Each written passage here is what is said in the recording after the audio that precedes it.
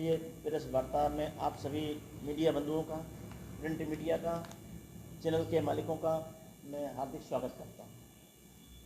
मैं engineer DP गोलिया, प्रदेश अध्यक्ष राष्ट्रीय बौद्ध महासभा, भोपाल, मध्य प्रदेश। आज हमने ये जो प्रेस वार्ता के माध्यम से आप लोगों को तकलीफ दी है, उसका जो मुख्य उद्देश्य है उस पर मैं अपना विचार व्यक्त करना चाहता हूँ। थोड़ा सा पहले प्रकाश डालना चाहता हूँ। हमारा करीब 4 महीने पहले से हमारी प्रस्तावित एक दिवसीय धरना प्रदर्शन दिल्ली में होना है, जंतर मंतर पर। हमारा राष्ट्रीय बौद्ध महासभा का और सामाजिक न्याय परिषद, जिसके हमारे प्रांतीय अध्यक्ष आदरणीय प्रकाश सुधाकर जी हैं, राष्ट्रीय अध्यक्ष हमारे बघेल साहब हैं, भैया साहब बघेल, और राष्ट्रीय बौद्ध महासभा के राष्ट्रीय अध्यक्ष धर्म प्रकाश भारती जी हैं, पूर्व विधायक, उत्तर प्रदेश सरकार। तो साथियों, राष्ट्रीय बौद्ध महासभा ने इस विषय पर संज्ञान लिया कि संविधान जो हमारा राष्ट्रीय ग्रंथ है, उस राष्ट्रीय ग्रंथ को समय समय पर नाना प्रकार से लोग उसको खंडित करने की बात करते हैं, रद्द करने की बात करते हैं, बदलने की बात करते हैं। ये हमारे लिए राष्ट्रीय ग्रंथ के ऊपर एक कुठाराघात है और हमारे सभी का चिंता का विषय है। इस विषय को ध्यान में रखते हुए राष्ट्रीय बौद्ध महासभा और सामाजिक न्याय परिषद ने एक दिवसीय धरना महामहिम राष्ट्रपति जी को ज्ञापन देने के लिए आयोजित किया गया है। इसमें पूरे 37 राज्यों से 26 नवंबर को 37 राज्यों से पूरे राष्ट्र से लोग पहुंचेंगे और इस बाबत आप लोगों को मैं यहाँ पर गुना में ये बैठक आहूत की गई है। आप लोगों को संक्षिप्त में जानकारी मैं देना चाहता हूँ कि राष्ट्रीय बौद्ध महासभा क्या चाहती है। पूरा पढ़ो। तो ये प्रेस नोट जारी किया जो मैं अभी आप लोगों को सेवा में प्रस्तुत किया है, मैं इसका वाचन करना चाहता हूँ। 74वें संविधान दिवस पर राष्ट्रीय बौद्ध महासभा एवं सामाजिक न्याय परिषद के संयुक्त तत्वाधान में राष्ट्रीय स्तर पर पूंजीवाद हटाओ, संविधान बचाओ, लोकतंत्र बचाओ के तहत एक दिवसीय विशाल धरना प्रदर्शन दिनांक 26/11/2023 दिन रविवार को प्रातः 10 बजे जंतर मंतर संसदीय क्षेत्र नई दिल्ली में प्रस्तावित है। राष्ट्रीय बौद्ध महासभा सभी 37 राज्यों में कार्यरत है। दिनांक 14/10/2023 से संस्थापक एवं राष्ट्रीय अध्यक्ष माननीय धर्म प्रकाश भारती जी एवं पूर्व MLC उत्तर प्रदेश के नेतृत्व में गठन किया गया है। राष्ट्रीय बौद्ध महासभा एवं सामाजिक न्याय परिषद बहुजन समाज में जन्मे संतों, गुरुओं, महापुरुषों और स्वतंत्रता संग्राम सेनानियों के अथक प्रयास से आज़ादी प्राप्त हुई। उन्हीं के आदर्शों पर चलकर परम पूज्य बाबा साहब डॉक्टर अम्बेडकर, प्रथम कानून मंत्री भारत सरकार ने एक संविधान लिखा। एक अच्छे संविधान की सफलता इस बात पर साबित होती है कि 74 वर्षों में भारत अक्षुण्ण है, लोकतंत्र कायम है, विश्व का सबसे बड़ा लोकतंत्र बनकर विश्व पटल पर उभरा है।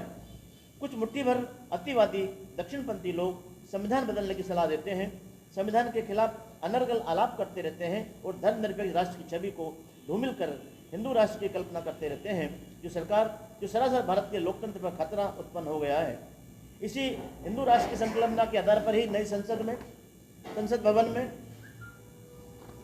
दिनांक 28/5/23 को सांगोल राजदंड अस्त्र प्रतीक स्वरूप स्थापित किया गया है। ये नए संसद में उद्घाटन सत्र में वर्ष 2023 में आदिवासी महिला राष्ट्रपति को, जो संसद और तीनों सेना प्रमुखों की मुखिया है, संविधान की रक्षक होती है, उनको राष्ट्र आमंत्रित नहीं कर ये प्रदर्शित किया गया है। हिंदू राष्ट्र में निर्वाचित प्रथम नागरिक अर्थात राष्ट्रपति महोदय को नहीं बुलाना लोकतंत्र एवं संविधान का अपमान है। अतः इन्हीं घटनाओं के कारण भारत की 120 करोड़ बहुसंख्यक आवाम, SC, ST, OBC, अल्पसंख्यक समाज व समस्त महिलाएं आशंकित हैं, भयभीत हैं कि कहीं संविधान खत्म किया गया तो मनुस्मृति के अनुसार हिंदू राष्ट्र व्यवस्था संचालित होगी, वापस मूल निवासी समाज गैर बराबरी की व्यवस्था से पीड़ित और प्रभावित होगा। अतः दिनांक 26/11/2023 को संविधान के सम्मान में संविधान बचाओ, देश बचाओ और लोकतंत्र बचाओ हेतु एक दिवसीय धरना आंदोलन के माध्यम से महामहिम राष्ट्रपति महोदया श्रीमती द्रौपदी मुर्मू जी को संबोधित कर विभिन्न राष्ट्रवादी संगठनों के साथ नई दिल्ली में एक ज्ञापन सौंपा जाएगा और जिसकी मुख्य मांगे निम्नानुसार हैं।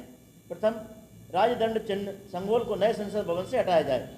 बौद्धों का पर्सनल लॉ बनाया जाए जो विधि आयोग में विचाराधीन है। समान नागरिक संहिता UCC को समाप्त किया जाए।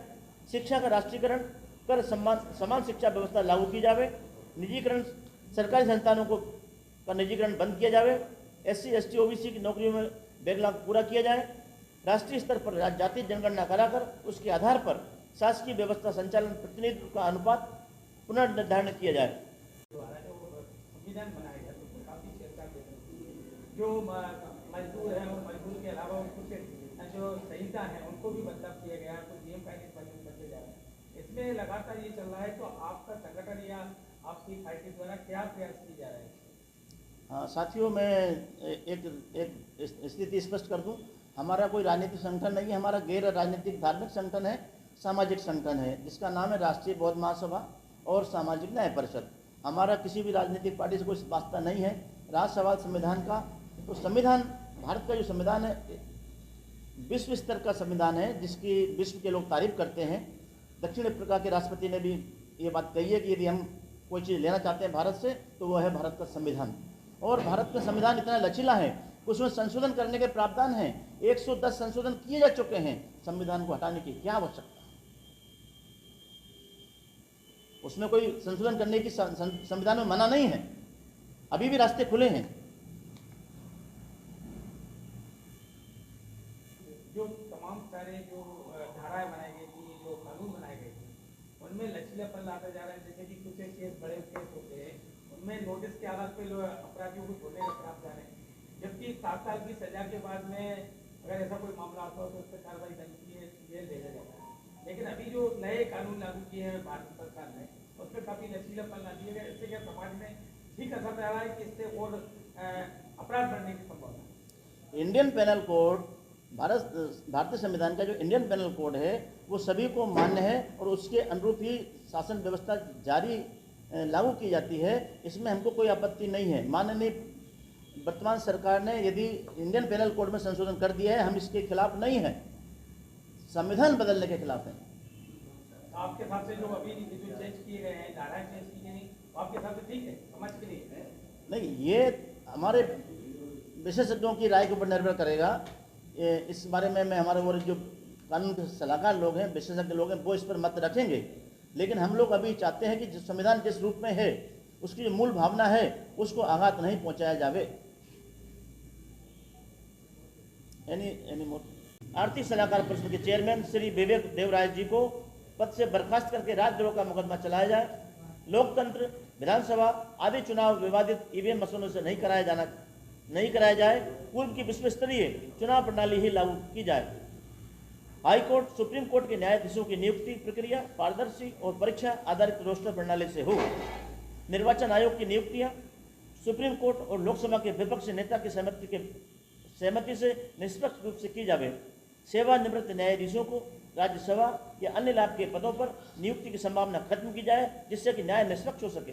जनता के द्वारा चुनाव की प्रक्रिया के माध्यम से चुना जाना सुनिश्चित किया जाए। 13वां नंबर, शासकीय सेवानिवृत्त कर्मचारियों को पुरानी पेंशन बहाल की जाए। अतः उपरोक्त मांगों को लेकर दिनांक 26/11/2023 को महामहिम राष्ट्रपति महोदय का संबोधन सहित विनम्र ज्ञापन शांतिपूर्वक अनुशासनबद्ध तरीके से सम्मान सहित सौंपा जाएगा। अतः आप सभी समाचार संपादक, मीडिया प्रभारी गणों से प्रमुखता से अपने प्रिंट मीडिया और चैनल यूट्यूब पर प्रसारित करने का अनुरोध है। भवदीय इंजीनियर DP गोलिया बौद्ध, प्रदेश अध्यक्ष राष्ट्रीय बौद्ध महासभा, और माननीय प्रकाश सिंह धागड़ जी, प्रदेश अध्यक्ष। उनको चुनाई भारतीय जनता पार्टी द्वारा गया है, क्या कहना चाहिए? हम माननीय प्रधानमंत्री जी का हार्दिक अभिनंदन करते हैं कि उन्होंने आदिवासी महिला को राष्ट्रपति पद के लिए चुना है। लेकिन हम ये उम्मीद करते हैं कि वो उनका सम्मान भी बरकरार रखें। राष्ट्रपति एक निर्वाचित पद होता है, ये ज़्यादा हमको किसी का एहसान मानने की आवश्यकता नहीं है। उसको एक संसद के सभी सदस्यों ने चुना है, और महिला होने के कारण ऐसा कौन से कारण बन गए कि संसद भवन में उनको नहीं आमंत्रित किया गया? ऐसे कौन से कारण बन गए कि प्रथम सत्र में उनको दूर रखा गया? ये हमारी तीक्ष्ण आपत्ति है।